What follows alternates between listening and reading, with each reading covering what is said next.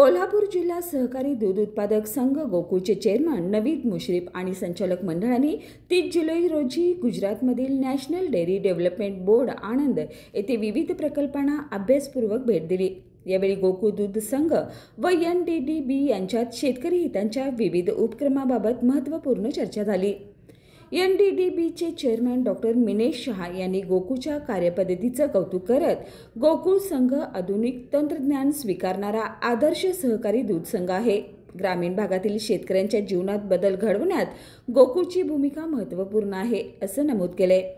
त्यांनी गोकुळला भविष्यात अधिक व्यापक व प्रभावी सहकार्य करण्याची ग्वाही दिली। या भेटीत वासरू संगोपन, IVF प्रकल्प, TMR, जैविक खत, जेनोमिक्स प्रयोगशाळा यासह विविध उपक्रमाची माहिती घेतली। याशिवाय अमूल संघातील प्राथमिक